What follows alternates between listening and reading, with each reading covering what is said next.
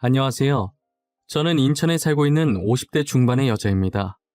사연들을 읽어보다 저도 정말 막장 드라마에서만 보던 황당한 일 겪은 적 있어 이렇게 글을 남겨봅니다. 제가 이런 글을 쓸 줄은 상상도 못했었지만 어디에다 하소연할 곳이 없어서 이렇게 익명의 힘을 빌어 사연을 보내게 되었어요. 저는 정말이지 다시 태어난다면 시월드와 남아선호 사상이 없는 나라에 살고 싶습니다. 저희 시댁은 시월드 중에서도 역대급 시월드인 것 같아요. 시어머니께서는 아들이 아니면 아예 사람 취급을 하지 않으셨어요. 본인도 여성이면서 왜 이렇게 딸을 싫어하셨는지 모르겠습니다. 저와 동서는 비슷한 시기에 임신을 하게 되었어요. 저희가 임신하기 전까진 그렇게 시월드가 심하진 않았었거든요. 그래서 어머님이 남아선호 사상이 심한 분인 줄 몰랐어요.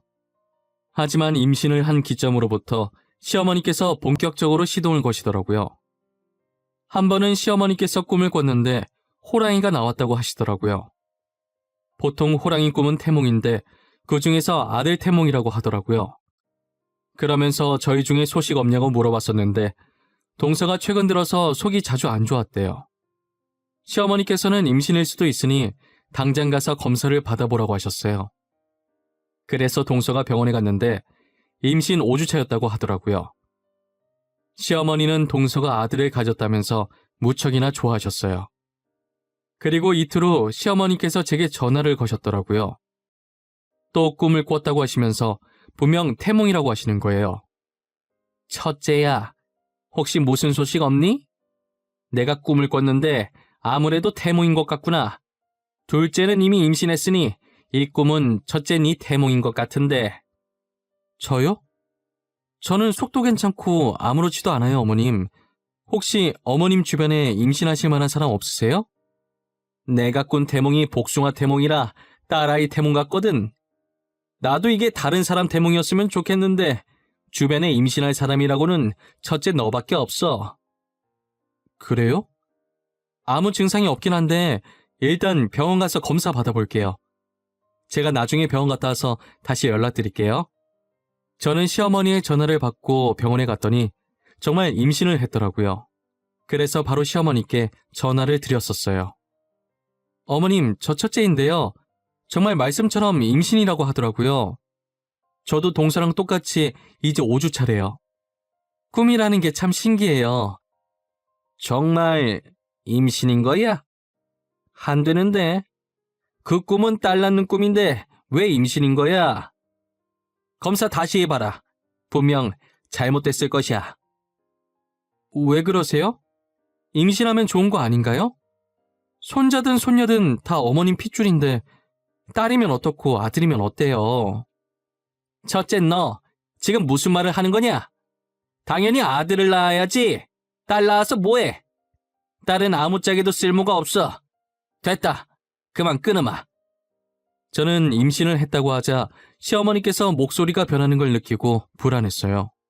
그리고 설마 하던 일이 저에게 일어나고 말았어요.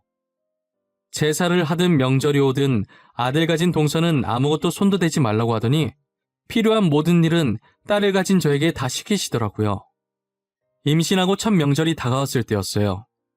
전날부터 시어머니께서 저를 불러서 음식을 만들어야 한다고 당장 오라고 하더라고요. 저희는 이때까지 명절 당일 아침에 시댁으로 갔었단 말이에요. 그런데 이번에는 전날부터 오라고 난리시더라고요. 시어머니의 호출에 시댁에 갔더니 모든 음식을 정말 저보고 다 하라고 하시더라고요.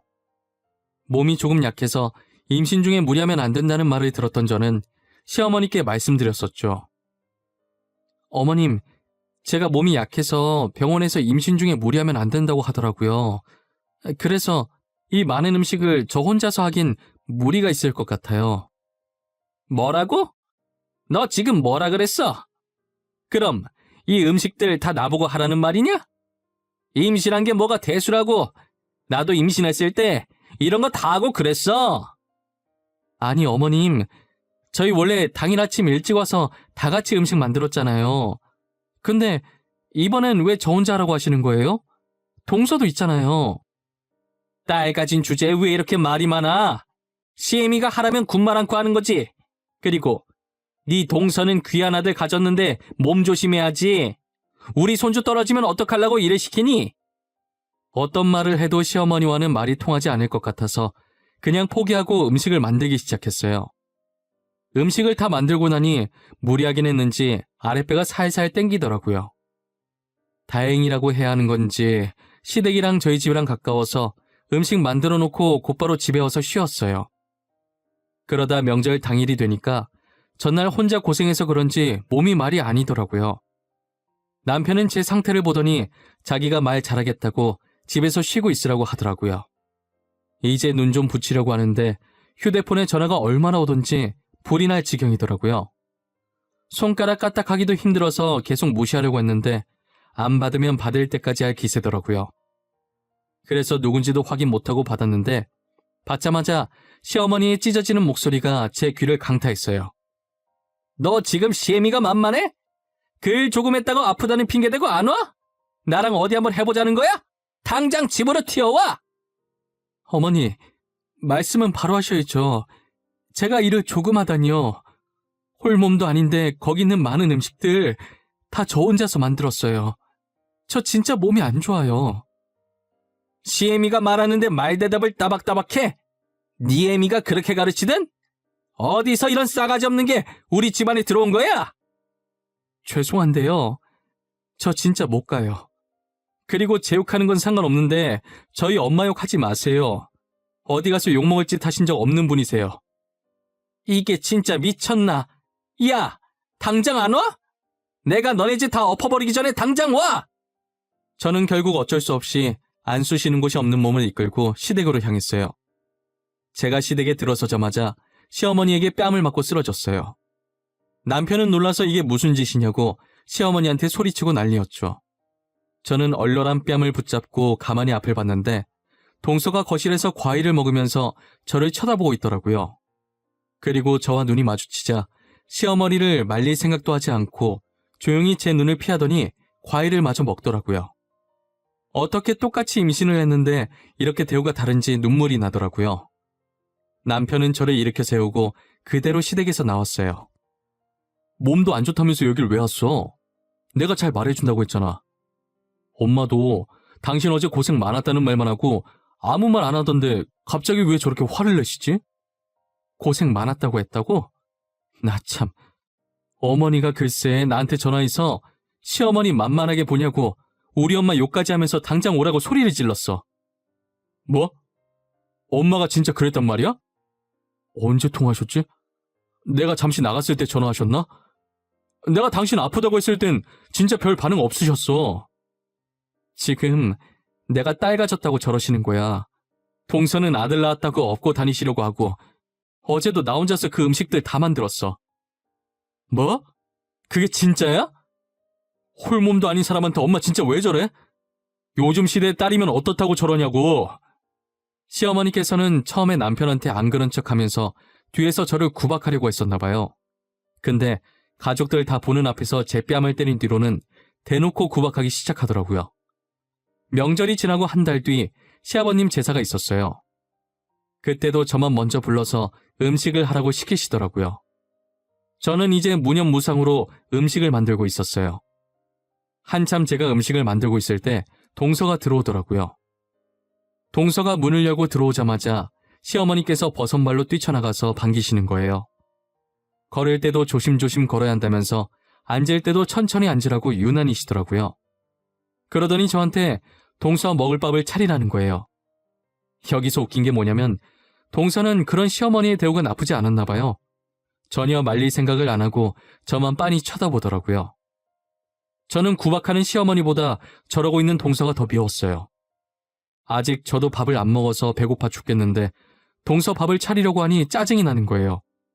그래서 대충 차려줬더니 동서가 다 차린 밥상을 보더니 굳이 시어머니를 불러서 반찬이 이게 다냐고 물어보는 게 아니겠어요? 어머니, 설마 반찬이 이게 다는 아니죠? 저희 애가 갈비찜이 너무 먹고 싶은지 아까부터 계속 갈비찜이 생각나요. 어쩌죠? 아이고, 우리 손주가 갈비찜이 먹고 싶대? 그럼 먹어야지.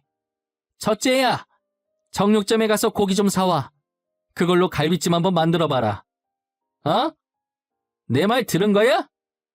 어머니, 저도 아직 제사 음식 만드느라 밥을 못 먹었는데 동서 밥까지 차리게 하시는 건 너무한 거 아니에요? 먹고 싶으면 직접 해서 먹으라고 하세요.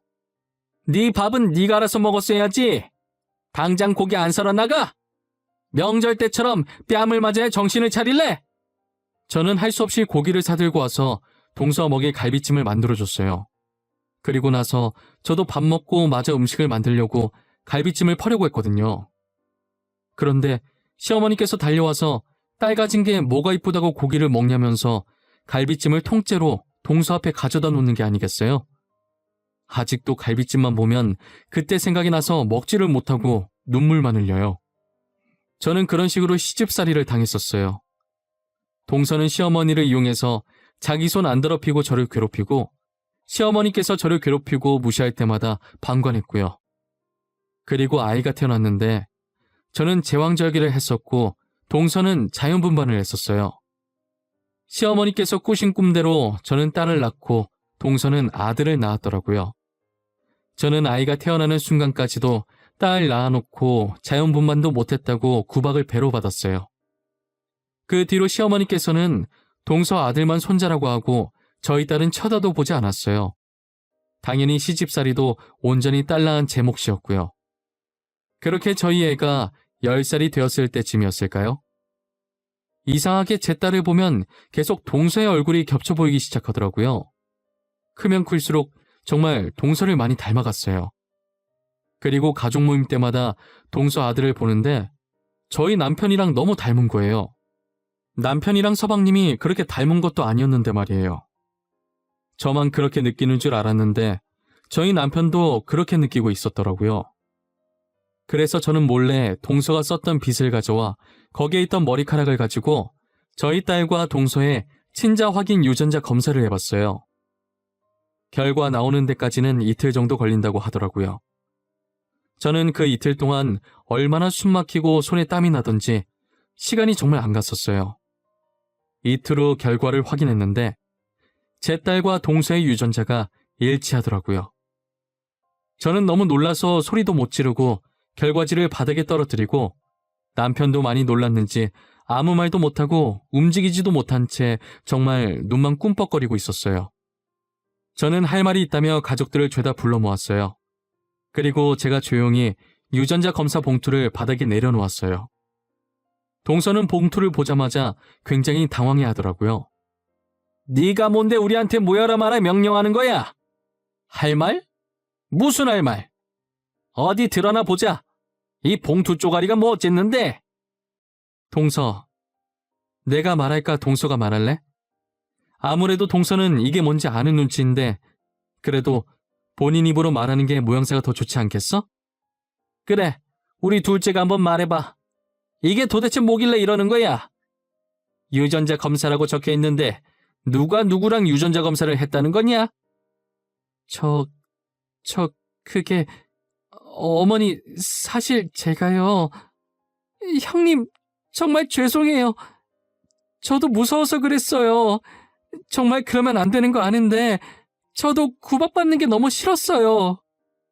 지금 뭐라고 하는 거야? 첫째, 네가 알아듣게 다시 말해봐라. 내가 둘째 말을 도저히 못 알아듣겠구나. 이거 저희 딸이랑 동서 유전자 검사 결과지예요. 아무리 봐도 지우가 동서를 너무 닮은 것 같길래 해봤는데 글쎄 동서랑 지우 유전자가 일치하더라고요. 뭐? 그게 무슨 소리야? 지우랑 둘째랑 유전자가 일치하다니? 그러면 지우가 둘째란 소리니? 그런 거야? 둘째, 네가 입이 있으면 말 좀 해봐라. 죄송해요, 어머님. 저도 어머님 꿈만 믿고 아들인 줄 알았어요. 그런데 제가 딸을 낳았더라고요. 형님 구박받는 거 보니까 저도 당하고 싶지 않아서 그만. 알고 봤더니 분만하고 의사가 동서한테 이쁜 공주님이 태어났다고 했다는 거예요. 그런데 제가 시집살이 당하는 것을 보고 이제 자기가 당할 것 같다는 생각에 무서워서 서방님이랑 짜고 제 아들이랑 자신의 딸을 바꿨다고 하더라고요. 제가 마취가 깨기 전에 서방님이 신생아실에 가서 딸 보는 척 하면서 옆에 나란히 누워있던 제 아들의 발찌와 자신의 딸 발찌를 바꾼 거예요. 시댁 식구들은 이 사실을 알고 난리가 났어요. 동서는 시집살이가 너무 싫었다고 울면서 잘못했다고 빌더라고요. 저는 제 딸이 동서 딸이었다는 건 둘째치고 아이를 낳고도 시어머니 이용해서 저를 괴롭혔었거든요. 이건 본인 행동에 대해 죄책감이라고는 전혀 찾아볼 수 없는 짓인 거잖아요. 솔직히 구박받고 싶지 않은 건 당해본 저도 공감을 해요. 하지만 죄책감도 없이 저를 괴롭힌 걸 생각하면 도저히 동서를 용서할 수 없었어요. 남편이 동서와 서방님에게 정말 단단히 화가 났더라고요. 이때까지 시집살이 때문에 남편이랑 어머님이 많이 싸웠었거든요. 시어머니도 자신을 속였다는 것에 화가 나 있는 상태였어요.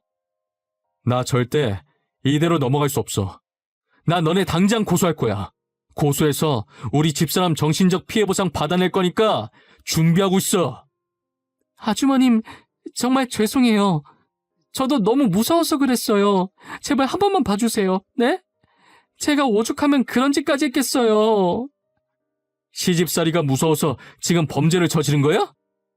그런 짓 할 때는 뒷일이 무섭지 않듯? 영원히 안 밝혀질 것 같았어? 형, 한 번만 봐줘, 어? 내가 이렇게 빌게. 평생 형이랑 형수님 받들면서 살게. 그러니까 고소만큼은 하지 말아주라. 사과는 나한테 해야 할 게 아니라 네 형수한테 해야 하는 거 아니니? 너네 때문에 안 받아도 될 온갖 구박을 다 받고 산 형수가 불쌍하지도 않아? 사과는 무슨 사과야? 니네 다 꼴보기 싫으니까 당장 내 집에서 나가! 그리고 첫째야, 내가 그동안 너무 미안했다. 어머님 사과는 필요 없어요. 저 다시는 시댁 안 올 생각이거든요. 그리고 동선애한테는 제가 정신적 피해 보상을 받아야겠어요. 남편과 저는 그 뒤로 동선애를 고소하고 혐의가 유죄로 인정되어 정신적 피해 보상을 받아낼 수 있었고 동서와 서방님은 징역을 살게 되었어요. 그리고 이제껏 제 딸이라고 생각하고 키웠었던 동서 아이는 시어머니께서 키우시고 저희 아들은 다시 남편과 제 품으로 돌아올 수 있게 되었어요. 10년 만에 모든 것이 제자리에 돌아왔습니다. 시어머니께서 동서 아이를 보면 계속 동서가 생각나서 미우셨는지 시댁에 놀러갈 때마다 아이를 쥐잡듯 잡고 계시더라고요. 아이는 여전히 저를 엄마라고 부르며 자기를 괴롭히는 할머니를 피해 제 뒤에 숨곤 했습니다. 그 모습도 못마땅하게 여기시는 시어머니는 아이를 향해 소리를 고래고래 지르시죠. 시어머니께서 소리 지를 때마다 아이는 제 바지가랑이를 잡고 말 잘 들을 테니 제발 자기도 데리고 가라고 울면서 애원을 합니다. 저는 그 모습을 볼 때마다 어찌해야 할지 몰라 얼마나 마음이 아프던지요. 남편과 많이 고민한 끝에 동선애가 나올 때까지만 제가 그 아이를 키우기로 했습니다. 이대로 뒀다간 정말 아이만 힘들어질 것 같았거든요. 솔직히 저 어린아이가 뭘 알겠어요. 아이 입장에선 한순간에 부모가 바뀌어버린 것인데 엄연히 따지고 들면 아이도 피해자잖아요. 그렇게 저희는 2년 동안 아이를 예전처럼 친자식이라고 생각하고 아들과 똑같이 사랑해주며 키웠어요.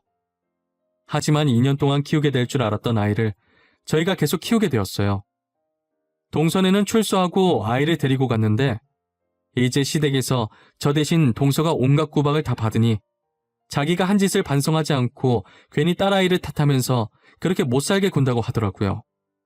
아이가 울면서 도저히 동서랑은 못 살겠다고 하는 통에 어쩔 수 없이 아들과 쌍둥이처럼 키우고 있어요. 다행히 아들이 딸아이를 많이 챙겨주었고 학교를 다닐 때도 떨어지지 않고 꼭 붙어 다녔죠. 동서는 시어머니의 구박을 피하기 위해 기필코 아들을 낳겠다고 다시 아이를 가졌는데 또 여자아이였더라고요. 구박은 배로 늘어났고 결국에 나중에 힘들어지는 건 동서의 딸이었어요. 현재 저희 아들은 의대를 가서 인턴 생활 중이고 딸은 법학과를 다니고 있어요. 딸이 얼마 전에 경찰 공무원 합격을 하고 곧 졸업을 앞두고 있는데 동서가 딸을 찾아갔다고 하더라고요. 경찰 된다는 소식을 듣고는 딸한테 다시 자신과 같이 살자고 했대요. 뻔뻔하게 그래도 자기가 친엄마고 동생도 키워야 하지 않겠냐고 하면서요. 딸은 이제껏 해준 게 뭐가 있냐고 한 번도 동서를 엄마라고 생각한 적 없다고 단칼에 거절했다더라고요. 동서가 몇 번이나 딸을 찾아갔던 것 같았어요. 저도 몰랐었는데 딸이 갑자기 휴대폰 번호를 바꿔서 알게 되었어요. 그러다 딸은 본인이 직접 자신의 친엄마를 신고하는 지경까지 이르렀어요. 자기가 잠시 동서랑 살았을 때가 생각나서 동서를 찾아갔다더라고요. 아니나 다를까 동생도 딸이 당했던 것을 그대로 당하고 있었대요. 혹시나 하는 마음에 동생 옷을 살짝 올렸는데 등에 멍자국이 선명했다더라고요. 그래서 증거 사진으로 다 찍어놓고 병원에 가서 진단도 받아서 동서를 고소했다고 했어요. 고소장을 받은 동서는 이게 무슨 불효냐며 반성은커녕 오히려 교육 차원이었다고 뻔뻔하게 나오더래요. 딸은 그 모습을 보고 역시 사람은 고쳐 쓰는 게 아니라며 혀를 찼다고 하더라고요. 결국 동서는 또다시 징역을 살게 되었습니다. 딸은 동서에게 교도소가 정말 잘 어울린다고 두 번째니까 적응은 잘하겠다며 비아냥거려주고 재판장에서 나왔다고 했어요. 저는 딸에게 동생은 어떻게 할 거냐고 물어본 적이 있었어요. 지우야, 동생을 어떻게 할 생각이니? 너가 키울 생각인 거야? 엄마가 너네 둘이 살 집이라도 알아봐 줄까? 아니야, 엄마. 나 동생이랑 같이 안 살아. 내가 친언니로서 해줄 수 있는 건 여기까지야.